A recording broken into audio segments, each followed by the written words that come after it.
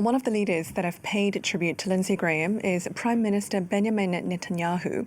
We can get more on that now with our correspondent Noga Tarnopolsky, who's standing by for us in Jerusalem. Good afternoon to you, Noga. So we're hearing that Israel is, quote, stunned by the news.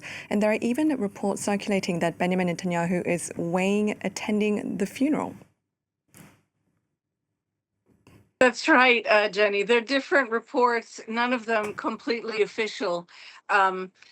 Israel right now has entered a very particular political week, the last week before the summer session of the parliament ends, and therefore Israel will enter an electoral footing. So it might be difficult for the prime minister to travel.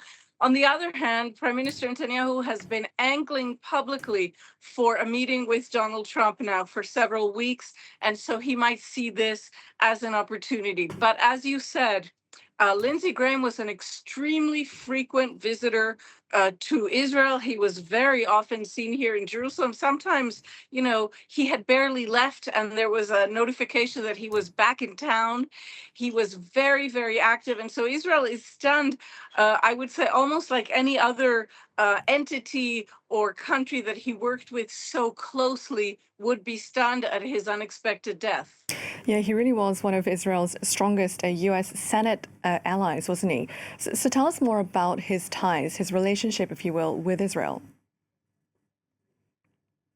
I think his relationship with Israel was multi-level, and he always described it as starting with church. In his home state of South Carolina, he was very fond of repeating the phrase that anyone who blessed Israel would be blessed and anyone who cursed Israel would be cursed. But I think then his decades in the Air Force and the Air Force Reserves really imprinted on him a policy of an interventionist United States, especially interventionist on behalf of allies.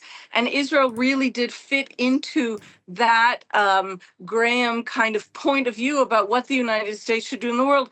It is an attitude, an interventionist attitude from the American right wing that is fading from U.S. political life. But it should be noted that some of Donald Trump's switch, some of his what seems to be an about face, for example, regarding Ukraine, that he began attacking so forcefully and now seems to have come around on, some of that really is attributed to Lindsey Graham's efforts to persuade Trump. So until the very end, I think we can say he was hugely influential, and he was still exerting that influence on behalf of the U.S.-Israel relationship really unto these very last days.